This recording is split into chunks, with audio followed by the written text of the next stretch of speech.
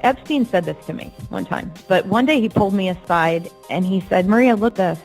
You see all this? And I'm like, what? And he said, this room, all these decorators coming and going and all this stuff being, all this artwork and this beautiful furniture. You see it all? I said, yeah. And he said, I got it for $1. And this is the first time I heard the name Les Wexner. He said, Wexner gave it all to me. He'll do anything for me. When I called the FBI, I'm going to tell you what I told them. I said, I know this is strange, but I said, I have a report to make on someone that I've been working for that recently kidnapped me. And they said, who are you talking about? And I said, okay, well, his name is Jeffrey Epstein. And I said, and her name is Ghislaine Maxwell. And I said, but here's what's important. It also involves the Clinton family. It involves Bill Clinton for sure. It involves Donald Trump. And I said, but the most important one, and I said that he's the head of the snake, is Les Wexner. And they said, what do you think he is? And I said, he's Jewish mafia. And they said, what do you mean? And I said, what do you mean, what do I mean? Yeah, I said, what do you mean, what do I mean? I said, he's not Italian, he's Jewish, and he's mafia. I said, I can't be any clearer with you. And they said, how do you know he's Jewish mafia? And then I went on to list everything that I'd seen. It was just so creepy. Could you and how they tell sent the me dogs what you after told me. them about why you thought Wexner was part of the Jewish mob? Because that anything you can tell me there helps me build my case. I don't know if you read my background in Wexner in part 3 of my series or remember it, but there's definitely a lot of evidence pointing to him. Right. So there was this police report filed, and I think it was Columbus, about the murder of his tax attorney. And the police report was destroyed, but there was a copy of it that ended up resurfacing 15 years later after it was supposed to be destroyed, that linked him pretty much directly to the National Crime Syndicate, which is the Jewish and Italian mafias working together. But in the 1980s, there were these series of lawsuits and arrests made. Rudy Giuliani was actually a big part in that. It was like the pizza something, I can't remember, but they basically the Jewish mob in New York took out the Italian mafia they'd been working with all those years and consolidated and basically just took over the whole thing. So anyway, Wexner has ties to those guys. So, but anything you can give me about what you saw that made you think so I mean there's clear ties from that, right? But beyond that, anything you can tell me about what you saw, why you thought it was organized crime and not like intelligence, things like that. So anything there is helpful. Right. So one of the things that made me think it was all the passports. I know for a fact Epstein had an Israeli passport because he showed me. Okay. Yeah. But Epstein, and I'll tell you about the Wexner, like why I think he's mafia. But I just want to say too why I thought it was really sketchy that they had like how Ghislaine had all those passports. She had a passport, a French passport, an English passport, an Israeli passport, an American passport, and there was one other. And then it made me really mad that when the FBI raided the safe, I know what was in that safe. And it's not a regular safe, it's a whole room, just so you know. So when people say a safe, they think, oh, it's the safe. It's Wexner had one too. It's a whole room you walk into. And in that safe, he had a lot of photographs of children, and I know for about pictures of my sisters are in there because one of the people from his freaking office had told me they were in his briefcase, and he kept his briefcase in that safe. He also kept everything in there because he told me he kept it for Wexner, everything. And when I asked why they recorded everything all the time, I said, is Wexner really paranoid? And he said, yeah, that's one. Epstein said, yeah, that's one way of saying it. He keeps everything. He records it all. He said, I record everything, and I keep it for Wexner in the safe. So the first house I go to has pinhole cameras. Jeffrey's showing me. He's really proud of them. Second house I go to has pinhole cameras. He says, Wexner gave me this house for $1. Wexner gave me this for $1. Then I go to the apartment. They had pinhole cameras in the Victoria's Secret dressing room.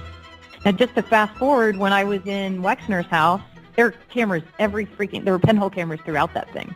And Jeffrey, again, is like, oh, look at all the pinhole cameras. And Ghislaine says, you need to be careful. We can see everything. When I would go to the restroom or take a shower or anything, Ghislaine would call me, and from the speaker, and this is in New York, sometimes in London, in different places, she would say, "Get out of the loo, get off the toilet." She would start screaming at me. And I was on the toilet. And I'm like, what's happening? So then later Jeffrey's like, oh yeah, everything's being fed to Abigail. They're watching everything. They literally watched my every move, Whitney. Who does that? My point is, who has cameras everywhere? Sharpshooters, Dobermans, mafia. That's why I said mafia. I'm like, I don't know anyone who lives like this. There were little pinhole cameras in that first mansion that Annie met Jeffrey in, and in the second mansion that he gave Jeffrey for $1. They were in the building that his brother owned on 66th Street. The there were apartment pinhole building? cameras in all these buildings that Wexner, yes, Okay. all the buildings that Wexner had owned. Well, so here's where they were in the building that Wexner owned. They were in the Victoria's Secret stalls. Even though I had this driver's license, and Jeffrey had given me his SUV to use while I was there, but I couldn't go outside because, Whitney, there were sharpshooters, and no one discusses this, actual freaking sharpshooters everywhere. And anyway, the weirdest part about being at Wexner's was it wasn't the basement, because they had a basement. It was like below that, and there was a sauna in that room, like a huge sauna, and then they had like a vault, and then they had a door to an underground tunnel. And the only way I knew it was an underground tunnel was because their maid told me. I said, what is this door? Because I used to keep everything down there. And she said, oh, that's the tunnel that leads to the main house. I'm like, well, that's weird. Why would they do that? And she said, oh, you don't know? And I said, no. And she said, there's a giant 10,000 square foot floor that raises up when someone goes through that tunnel. And then they can enter the room secretly in, and then no one ever sees them. The floor raises up. She said it's 10,000 square feet. I mean, here's the thing. I lived there for 3 months, and I never once saw him. I saw Abigail on her horses, go out to get her horses. I could just see her and go out, but I never once saw him. And that's why I called him like the Wizard of Oz, because he was controlling everything, but no one ever saw the guy. Okay, so Wexner set up, just so you know, nobody talks about this, but Whitney, before that first house, the house that Wexner gave to Jeffrey for $1, it's like the mansion that he raped all the children in. Before that house, there was another one. Yeah, Wexner gave him that one, and that thing was incredible. That's where Annie actually met him. I brought her over there. But that house, that mansion then was later given to Ghislaine recently. She sold it to give it to, or the townhouse, whatever, and that's how she settled with Virginia. She sold that. Oh my God, that woman. And she also had an apartment she took me to. So then she shows me all this stuff on the mantle. She takes me to the mantle. I'd never been in this apartment. It's on the Upper East Side. It was like probably 3,000 square feet. Really nice apartment. Like, I didn't have any friends that lived that well, but it wasn't like, showy like her other places. But she shows me on the mantle, and I'm like, oh, what's this? And she said, these are things my father took from the British Museum. And she's like, they're ancient relics. And I'm like, did she just say that? See, I could never repeat things to people because I think I was lying or something. And I'm like, what do you mean he took them? And she's like, he took them. He liked them. And she's like, this is an ancient Peruvian relic, and she's showing me this stuff that was 22 karat gold that had been taken from graves, but out of the British Museum. I'm like, this is not good. And then she showed me all the royals. Like, she had about like 12 photo albums of growing up with the royals. Everyone thinks that they met at Oxford. No, they did not. Yeah, I'm lying about that. Yeah. She showed me pictures. Yeah.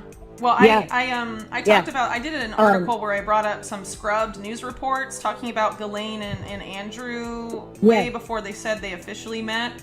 And I also heard from someone that Epstein was in London a lot in the 80s, and that he had met Prince Andrew at some point during his time in London in the 80s. And he was apparently dating Ghislaine in the 80s, even though they claim they met in the early 90s and all this stuff. So I know they're all lying. So trying to figure out like how much they knew. I mean, any of that information is really helpful. So right. And she grew up with the royals. Like, she showed me all the photo albums.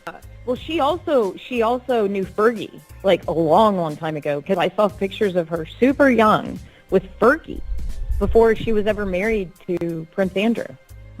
And I mean, it was weird. It's like somehow she knew a lot of these people. Now, she knew Prince Andrew when they were definitely like, I mean, she looked maybe 20 in some of these pictures, or maybe younger than that even, with Prince Andrew. And so I can date some of it by telling you that some of the photographs where they're all super young, they were making fun. I'm not kidding you. The pictures of Diana when she was just dating the prince, and Diana's in the corner crying in some of these pictures, and Ghislaine's like, look there, we made her cry. Isn't that funny? We hated Diana. That's what she said. And I was like, oh my God, that's horrible. I just don't think I have as many supporters in that environment than I did. Yeah. You mean within the royal household? They see me as a threat of some kind.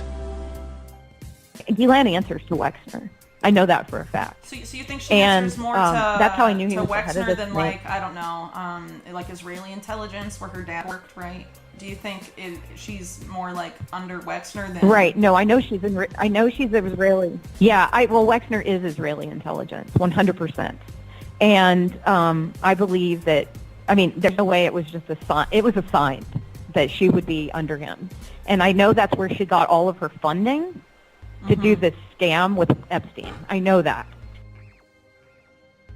Well, the thing that's so gross is that the FBI is complicit. You're the only one who cares about how it all began.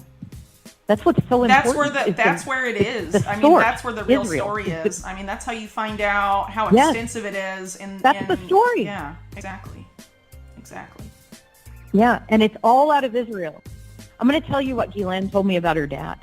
Because, I knew her right after he died. Like, I think he'd only died, like, 2 years before. He died in 91. She was constantly grieving for him, right? She was constantly still in grief. And Epstein, okay, so she would tell the story that her dad had Epstein protecting her. And I'm like, wait, what? This is weird.